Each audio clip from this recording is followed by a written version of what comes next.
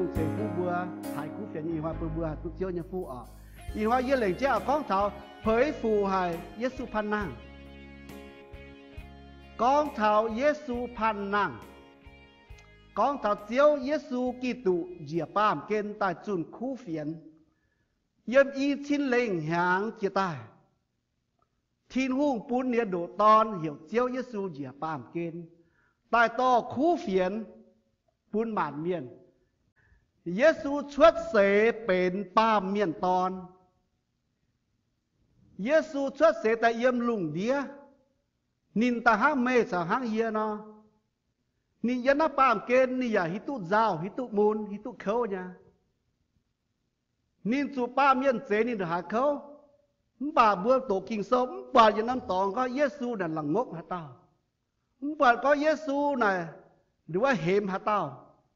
บ่าเยซูน่ะก้อนเจียวหาเต้าฟ้าก้อนตัวหาเต้าเยซูขุงก้องโถทินหูกวางจุยบุญนินบัวเจเยนินบัวเจ้าโตเยเวจูนินบัวไม่หิวตู้นินบัวเจ้าหายหนูด่างเยซูตายหนึ่งก็ทินหูงาโถไม่กวางแล้วเตะปามเย็นเยจุยตรงหนึ่งบัวโจ้เยติงเจ็ดด่างจ่านั่นนินบัวไม่หิวตู้นินบัวเจ้าหายหนูบุญห้ามกาบุญเยซูเหี้ยวดงไหนเนี่ยดาวดงไหนเนี่ยไม้หน่อยดงไหนเนี่ยเตี้ยตุปุ่นปาเมียนเสนินเตี้ยเข้าเตี้ยมูลเหยียดสูงน้อยเว่ยบัวปาเมียนนินตีเว่ยบัวเหยียดสว่างหนุ่มเดียเมียนเว่ยบัวจุยเมียนเยซูเหยียดปามเกณฑ์ตาชาวนี้ใส่ก่อบัวนี่กินทุกเจ็บเหยียดตาใส่ก่อตาต่อเจ้าเนี่ยใส่ก่อยำน้าลุงเดียบัวหยางเนี่ยต่อปัวหยางเจียวลิวนินอสุมิงติงตายยังไม่จะด่างจ้าเมียนมัวนี่ยังปามเกณฑ์เล่าอย่านี่ยังฟาจะฟามหยางฮะเยซูน่ะสเก่งดูเนี่ยเต็งบัวก็เต็งเสือป้านเจเต็งเสือเมียนเสยออกบัวปามเมียนห้างนอป่าเยซูเหยียบปามเกณฑ์แต่เหล่งเจนจะเสือเมียนเสยยังปามเกณฑ์ป่าเหล่งเจนนี่เหยียบปามเกณฑ์แต่แหลงตอนนี้แมงมีตายยังจะด่างจ้าเว่ยฟีมานเมียนเนี่ยจุยบัวเหมาเต้าเมียนซุปปามจุยกิงโซก้องเล่ตุทินหูเนี่ยย่างหลังโกไม่ให้เต้าเยี่ยมนายเสจางหนุ่มเลี้ยงเจ้าตองเชียให้อยู่ไม่เต้าบัวเหมาเต้าเป็นจุยเมียนแต่เย็ดเยี่ยมอาดัมฮาวาจู่จุยตายจุยลิ้นเจ้าบัวเท้าอีจ่าหนุ่มเลี้ยอินหอยบัวโจจุยเสเวนนำจุยกุ้นเช่นบัวเวนน้ำสุยญกรนะกุ้นเช่นบัวอาดัมฮาวาโจแต่นะอาดัมโจตองทินหูหิวก็เห็นบัวไม่ตูงหยานมุจุงเปี้ยวยังบุดงว่าหยานนั้นไม่บัวตายมันป่าอาดัมสาวาหมวงหนึ่งบัวปัดเปี้ยวจุยตายคู่ไอ้หมวงนางด้วยนี่หมวงซาตานด้วยหนึ่งบัวอีหวงเสียวแก้ใต้หยานเลี้ยงนึกว่าปามสุยหรือบัวเป็นอาดัมฮาวาเนี่ยเจฟุนเจฟ้าอินหอยบัวเหยียดจุงไม่สุยยังบัวยังแมงหรือเยซูสตาจุเหยียบปามเกณฑ์ตายยังจะดังจ้า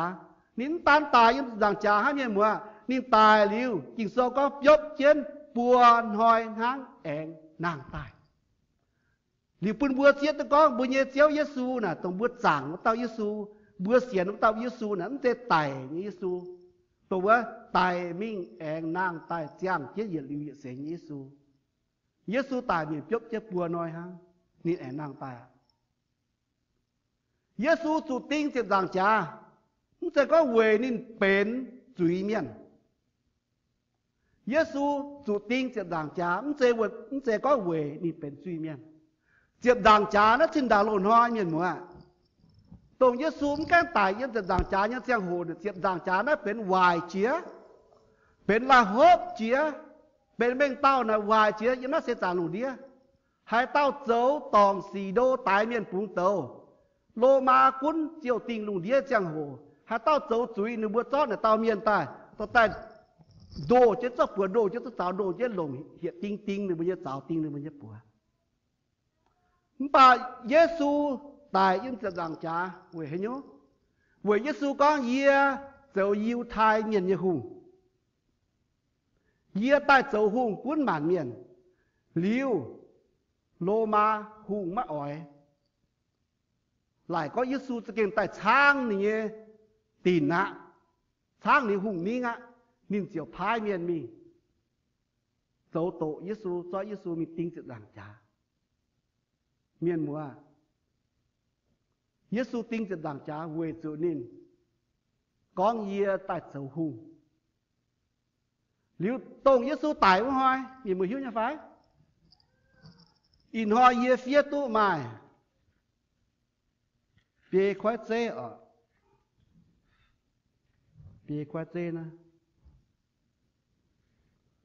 tại yết khói Giêsu tin diệp giảng trả vượt sự nín con nín bền hùng Giêsu có như lệ xe yết ta dấu hùng cuốn với nhé mèng của nhua cuốn với nhé hiếu của nhua không thể ta dấu hùng chiên ta cuốn bẹ phím nhiều quá cuốn thầu với nhé linh quần cuốn thầu với nhé mèng yêu của nhua quá không phải nửa bướm tỉa hiếu nửa bữa lại có Giêsu sẽ kênh nửa bữa tai sáng này nhé hùng linh ạ nửa bữa sẽ cho Giêsu mình tin trên nhất là đảng trả cùng ngoài là nửa bó cho nam tin nửa bữa có yêu thai miền nhé hùng hai giờ cao cho con chỉ ở sao có suy miền là nửa bó cho con nói tại miền bụng tàu như miền nửa phía cho na không phải Giêsu tại nhân hoi này nửa bữa phía con nói Giêsuเป็นtại miền bụng tàu như miền phải Giêsuเป็นsuy miền nửa bữa con mà có Giêsu dấu yêu thai miền như hùng yêu thai sẽ ý xây miền như hùng ý nói Giêsu là dấu miền như hùng nếu Giêsu chủ tính sẽ giảng trả nếu như bữa giang chứ ý bùng nếu chỉ sâu có mẫu tao miền mẫu lan miền ở chủ lồng giám chủ tài phí tu sung bên nhật chuối ở chủ lồng quá chinh dình nha giám phí bên nhật chuối nếu Giêsu rõ bên nhật chuối tài tin cho nóจะgiảng trả tin hỏi bùa nhật chuối tông quá liên chén mấy phun bùa mình thìn to cũng nằm chuối quá Giêsu rõ bên nhật chuối tin choจะgiảng trả mẹ Giêsu thành bữa đam dễ bên nhật chuối mẹ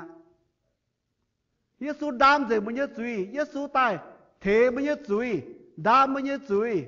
yếm nátจะgiảng trả lý in hoa bốn sự đam bất cả nhật chuối mẹ mua Giêsu thành bữa đam dễ mẹ amen nhá phá chỉ số có tao xiên Giêsu của tao là bền chân mình tin tòng ha amen vừa chủ Giêsu thành bữa đam bên nhật chuối bây giờ cái đĩa cháo này là tin chứ ở những là cái miền mùa ô em chú lồng là những là cái miền mùa mai hát tao nhưng nó sẽ trả lồng đĩa hai tia tu bún miền tinh bây giờ liềm bùa liềm cháo tinh ngắm khô là mai như phai hát tao hai tia tu đổ nọ như phai đàoนี่ตาเชียนนี่ก็ตัวจริงนี่แต่เบียนมันยังก็บ่ที่รู้งาท้อไม่กวางนึกบ่จุยโอนึกบ่นี่ตัวนึกบ่เจ้าให้หยังอีน้อยอยู่บ่เมียนบ่ฟีหาไงบ่เสียสู้เมียนเมียนเจ้าตองบ่เยอะหรอกก้องบ่ยิงเสียตอนอย่าก้องบ่จิปางเมียนเจ้าตองบ่น่ะบ่จุฝูนก้องนินบ่ไม่หิวตุนี่บ่เจ้าให้หยังนึกบ่หามทงนึกบ่ชะเปาnửa bữa máy trang dài nửa bữa dấu tòng em bữa có thiên hung quảng suy pun nửa bữa em bữa dám lòng nửa bữa suy amen Giêsu chủ tinh tiền giảng trả về phí bao nhiêu suy về đam bao nhiêu suy về thế bao nhiêu suy nếu ý hoa có bữa ta xiên Giêsu nó Giêsu thành bữa rõ ràng bao nhiêu suy nè không quên mà cho ta đồng hải chám ở ya thiên hung thế mà rõ ràng nè giảng chứ bao nhiêu suy Giêsu ta mình tinh tiền giảng trả bướmสุดยอดอีนั่นนี่สกองบัวเย่จุยสุดเซ็งแกงตู้ที่หูกว่างสุยปูบัวนะบัวมาให้ตู้มีชินตองสกองบัวเป็นเยซูเบียนนะบัวเย่เปียวน่ะยังชินตองป้ามเกณฑ์นะบัวยังต่างป้าฮะยันมาทายยี่สิบเสียจางหลวดจีเยี่ยมบัวโตจีมิอ่ะแต่เย่น้อยเสเท้าติ่งโกงน้อยเสต่อยจู่บัวเย่ซันเดย์ทรายเมียนเปี้ยชาวฟาริซีเมียนมิงล้อปีลาดหลุดจากฟาร์มอย่าก้องต้มขอยี่บัวจางสู่จินดาง đua miền vua tàu lô nếu hiểu Giêsu tàu đua miền tàu lô đua miền vua tàu lô mấy cái tài vua trả nín con gà há buồn hoài nín ẻng nàng tài buồn hoài nàng tài ý hòn gì mà miền con Giêsu miền là tại đua miền quan miền phở tàu lô phở thì nó luộc sẽ phế hang này thố tôm cỏ ni thố pi lát thố tôm cỏ thố sầu hùng tao vá sầu chiến tao vá thố tôm cỏ dìa linh phái bèng mình lồng lồng chúa chân châu thảo ta phàm thôi dìa ni nhớ sai cỏ hai mình nỉm xây gà ha nín bua choáng miên nín tài mi ẻng nàng tài á sẽ có hang này con pẹ nó dùn cao hoài trên đàng muốn dùn á luật diệm Pilat bùa nên bùa Pilat sẽ trở hùng ở Pilat bùa nên bùa với nhủ cuốn tò bèng mình mày bùa hay trở nhé lông lông nhé chúa chân châu mà Pilat phai bèng mình chúa chân Giêsu nhé châu nếu bùa giao hết nhân tay nìm Giêsu mình có Giêsu phàn nắng như vậy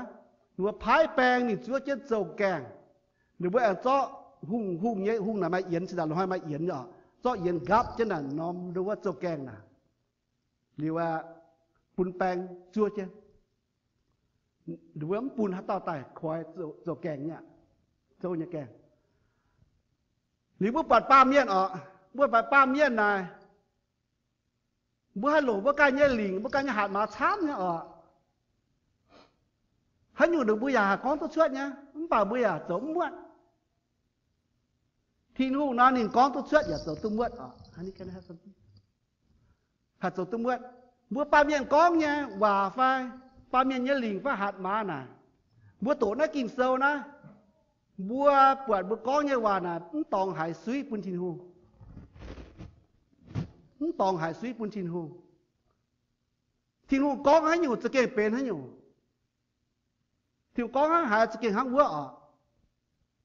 hắn là chàng châu bùa chiếm chủ thiên hu rồi bây giờ chiếu rồi bây giờ lỉnh rồi bây giờ hạt má to vua thì bùa hai hiu pam kia như xuống như hoàng ó như năm mát thai như sẽ biết ra tại yết giờ bùa tổ chức mình như trao lẩu chia liu tình cô nói bìa bữa năm lễ bái như tại yết nói tối chủ san đi nín bùa nhé ta yết hoi xe lệ xe tỏi lệ bài hoi lùng alam tế giang xe lùng đom chản Magdala mung vua tao Maria mà tao tỏ hiểu Maria em cháu căn tao Maria mình mảng dấu nuôi mảng Giêsu dấu nhớ ta nhì liêm xe đau tông xe hại đau tông xe nhé mai tàu chiếu nhé phim miền dìa tai chuối gói bẹ keng bẹ châu keng bữa khói là bế chiều chuối trên vua khói là bế của ngoài bọt nhìn nhé phẳng chế hăng bà lình nó giang lui hậu bóp bẹ nhé hăng song nó ta phê yểm chúa châu nhé bèng kênh cầm dĩa hải xin chín dành chiều kinh vua đào mình hắn tải với nó vua bọt thảo Giêsu ni phản năng nhất giang hồ ni phản năng nhất giang hồ ya mai thiên hùng phái phiên miên ta hậu Giêsu phản năng đối phiên miên thì ta khoai Giêsu nhất dọc kèng vì con chỉ mà để hải chỉ nhắn cho con năm dọc kèng là lô hải bún Giêsu ngay khoai cũng gọi cũng sẽ này thiên hùng phái phiên miên thì ta liều lệ Giêsu tiếp Giêsu bài Giêsu thai Giêsu tại liều lệ Giêsu tại hậu Giêsu phiên miên khoai gọi dầu kèng hắc in hoi bữa tiếp hùng na hùng cái tháo bây giờ tòng bữa tìm giỏi đối với nhà địa sĩ ta tiếp nên quá bữa bát Giêsu phản năng nhân hoi mà như sĩ suốt miền mùa kinh sâu con bộ ông bùi đào tổng จะเก่งกำเสียหายตรงว่าปีลาดเจ้าหูพายจันแปลงมีเก่าเจ้าอ่ะเก่าเยซูเนี่ยเจ้าแก่วะกำเสียก็สิ้นสินเลยฉะนั้นหาตายไหมเนาะนายเป็นจะเก่งช่วยตายยังสี่เสมเจบุญละก่อยตัวตายกองฮะสิดาน้องกองเก่าฮะอันเจว่าเป็นว่าซานกู้กว่าเนี่ยเก่าอ่ะบ้าเป็นว่าเจียนเนี่ยเชิดเจียนเนี่ยเจ้าเหล่าบัวเฟียแต่บัวตนาโตหรือไม่ฟินเมียนแต่หลิวเลยเยซูเนี่ยเจ้าเซเลบรตให้อินหอยบัวตายเฮลเยซูผนังนี้ฟินเมียนเยตาเฮลเยตาจิตเยซูนี่เชิดเจ้าแกงเมียนมัวอินหอยเจ้าแกงฟอเยซูเจียนบุญเจ้าแกงอย่าฟอบุญเจียนอย่างมือหิ้วจะไปเอเมนmà nông hoi bước chủ tài nhé bà bên là phó bướm chén thế nhiên là đạo bướm chén bữa tài mình bữa nhé xe như này ha bữa nhé ly quan thiêu chút to và thiên tông nhá ta có Giêsu tài mình bua hoi nàng ta tiêu hoi phi hát cái bữa tài mình biết dạ én nàng ta bị bữa thiên tông ở nếu hát này tay chặt bé được nó cầm gì nếu bữa走路nha mà rồi sang mà rồi xấu chứ cầm gì ạ nói như ấy nếu bữa nhà bữa miền mùa bữa xía Giêsu nào tụi xía lông ạ bữa quang cả hạ lai bữa dùn à cao chiến chia tông nếu bữa chúa châu kẻ bữa dùn bữa mi quang thiên hùng the last final judgment final time when we see God that's the most important things in your whole life bố bằng Giêsu nông hoi đã cao chiến chia gì nó sẽ tạm lùng địa biết chẳng mẹ quê nhớ bố bằng Giêsu nhớ chẳng hồ nè Giêsu pun bữa biệt thiên tòng ai Giêsu pun bữa diệt tình y năm tòng ha bữa mấy tòng kín hết rồi có Giêsu có in hoi bữa ở chỗ kín á những áp bữa ổ Giêsu áp bữa bữa Giêsu như vậy tôi áp như Giêsu ổ bữa hiểu như Giêsu bữa thốt như Giêsu và bấm áp như bữa ỏi miền xía su một số bữa ỏi nửa bữa tu chào bữa tiêu hoa nhiệt chúng mình vô thiên tòng trên nhiều hình như cua ở Giêsu nàng ta chàng chiến rồi em nói bàm kên phế tiệm nói miền mùa Giêsu pan nàng ta tài mình em pan nàng taนี่อย่างnói bàm kên phế tiệm hoaนี่sẽ phá thiên tòngยังว่าคงโจโซแต่ยัดจางแต่ฟ้าmiền con thảo tu xiên Giêsu ở chủ dân yêu ăn lọ, rồi nhiều ăn lọ miền mùa. Vừa chủ bữa mà thiên hùng cầu bữa y chá nhá mèn, y xế nhá mèn. Tiêu xế nhá mèn, y có cái tiêu xế nhá mèn, bữa yếm chủ giáo Giêsu thêm bữa liều lệ gì nhá. Tiêu xế nhá mèn là miền tài phải bữa dấu xin nè, bữa dấu ba miền nhá ê lệ, bữa dấu ba miền nhá cháu dấu thông lệ, bữa on bữa nhiều ha. Chẳng chia là bữa Giêsu miền là bữa tài là thiêu thế bữa liều lệ bữa đằng cái cháu là sung rồi bữa tuấn tới nhổ bữa tài mình nó thiêu chút tao bữa liều mà phát thiên tòng mía ai mà thấy miền có thôi mà ta cao về phun tài ta miền tôi mới thiên tòng ồ bữa ta cao tôi nhé em bảo có những xía Giêsu này những hai mình bữa hát ta cao có thiêu thôi mà chít chân ta miền nhà linh vườn ồ mày thôi tôi nhé em bảo Giêsu có mấy xỉa như nó mấy xỉa như miền cao loang như béo nè cao loang kết ruộng như béo phụ trinh như chơi nè ruộng phụ trinh như béo bữa thiên hùng như chơi nè ruộng thiên như béo thao giang hồ bữa nè hát tao chơi nè thiên hùng hiu nhá Giêsu miền nó miền mà hiu như phải bữa hình chết tài như cha bữa hình chết tài như cha bữa nay bị bướm tụt tài bữa Giêsu miền à bữa tài dùn ha bữa tài ama dùng tập bữa năm xin là bữa tài ta ha không phải bữa linh quần phạt thiên tòng sau có xiên Giêsu nó eng kinh sâu này có bữa tụt tài y dùnแต่ยัดdùn tài là ama dùng bữa tao dùn tài với bữa cố tài bữa bèn tài vớiแต่nhìn dùn tài bữa như linh quần giờ tiền nhuận nó có phun tài nè như nói Gioan nhìn trang diệp chúa yểm vốn hoi xe vốn năm lệ bài nhé ta yết hoi diệm giang nhé chẳng hồ sai có bùa cáp chun bữa trồng béo phó trên kèng về tụ nên bữa cam dĩa dầu lô bữa tẩy yêu thai miền Giêsu tại sáu chiến nên bữa nhẹ bạt đống bữa nên bữa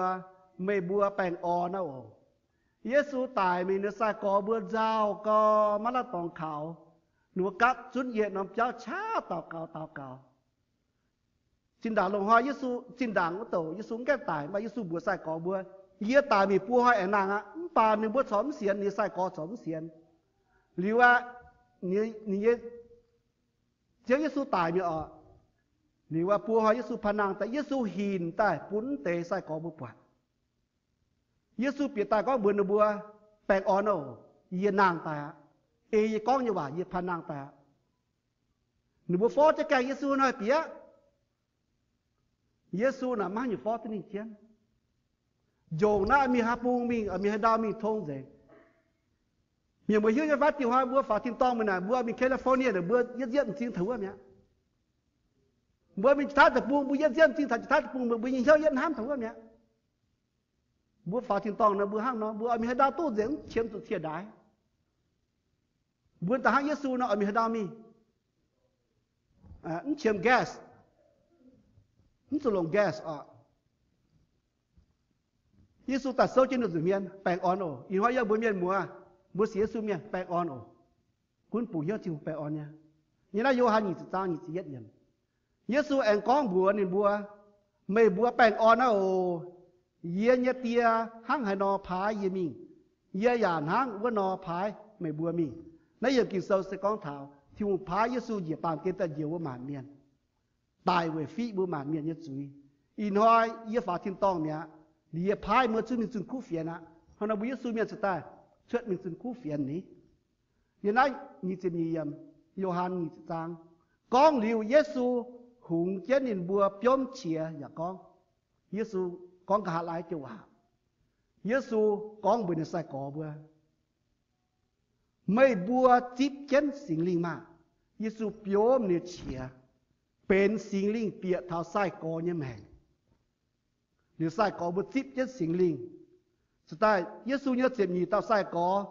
chun khu phiền in hoài một mảng cả Giêsu nhớ cháu đại trắng, Giêsu nhớ cháu mình thông lùng đĩa về nhớ về tê chuyện gì tao sai có tiếp sinh linh sẽ thiên hùng sẽ sinh linh, Giêsu sẽ thiên hùng sẽ Giêsu, hắn đại bữa, in hoài sĩ Giêsu miền, đồng bữa sĩ Giêsu nó rồi đừng có tiếp nhất sinh linh. Bữa tao tu tiếp sinh linh amen. Lý bữa tao mai lệ xuất những chuyện khu phiền. Bữa tao mai lệ ta cáo vềกันtao. Bữa tao mai lệ ta cáo chuẩn miễn xuất. Bữa tao mai lệ ta cáo thấy miễn rõ bèn. Miễn mùa mai miễn xuất xế, mai miễn quay xế. Hỏi nói tại chia xin chia hoàn tao. Hỏi nói xuất xế chia xin chia hoàn tao. Mai miễn xuất xế mai miễn tài. Bà bùi Giêsu miền bùa mà Giêsu lẹn chén bùn bùa mình yêu thiên tông nhận định như này muốn số tài mình có tiền nhựa bùa như xin tài ha bùa như mèn bùa như hiếu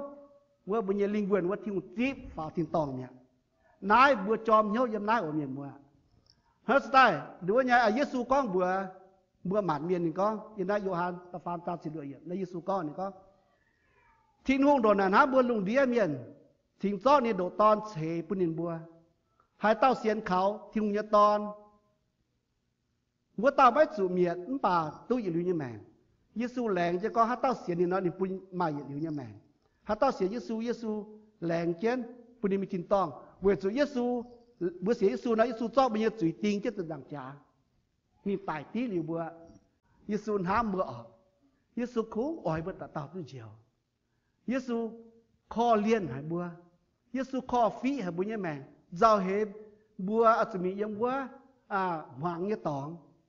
ở chỗ mình yếm bữa tình tổ khói bữa, để Giêsu cho ta xía cái thiên tòng, để bàn kiến ta xỉu khâu bữa màn miền, Giêsu tài mình thảo ta phàm hoi, nhìn nàng tài bún chinh bữa xía Giêsu là bên chẳng cho như Giêsu amen. Một số chỉ xin ạ. Chẳng trên nói Giêsu chàng chuyện to dìa dạng chào sao dìa con hoa san san sao dìa tông ye chàng trên ôi buồn mà nhẹ tu diêu